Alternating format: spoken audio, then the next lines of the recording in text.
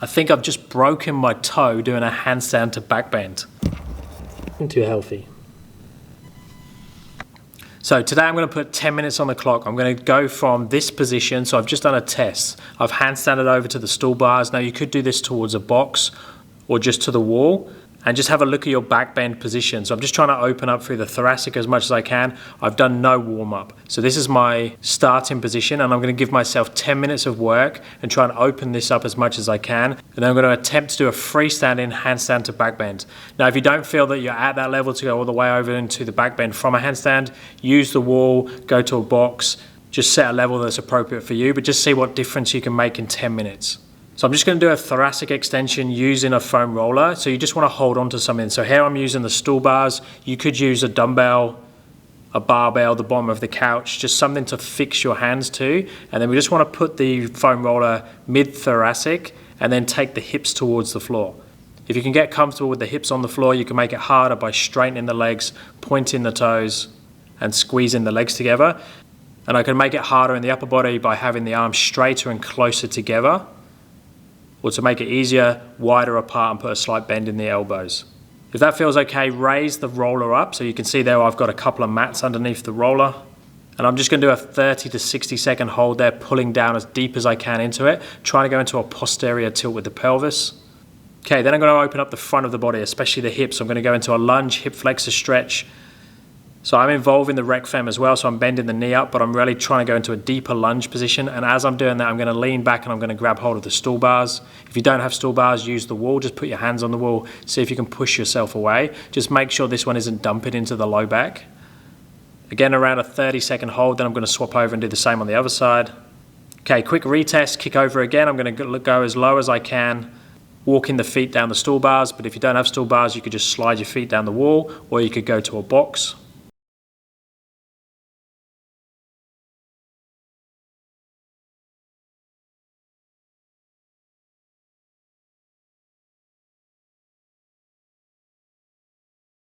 Now I'm going to do a similar thoracic extension like we've done with the foam roller, but instead of using the foam roller, I'm going to use a higher box, and I'm going to lower the hips up and down as I go into the position. This one takes a little playing around to get the box in the right position. I am putting a mat between myself and the box. You could just use a yoga mat.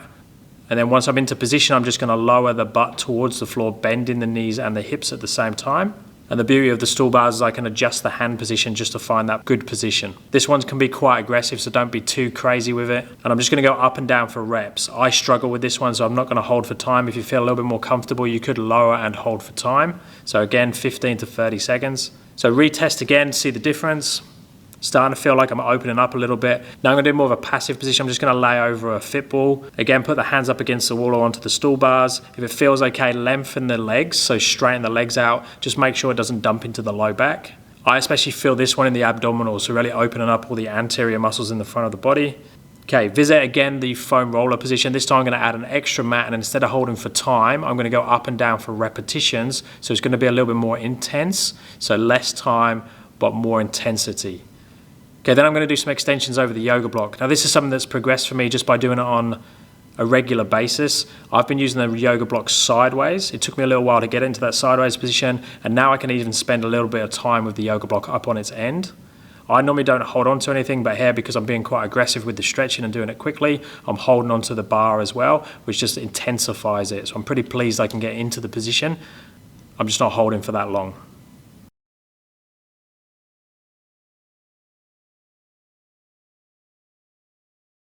Test, I'm going to kick over, walk all the way down, see if I can get down to the floor.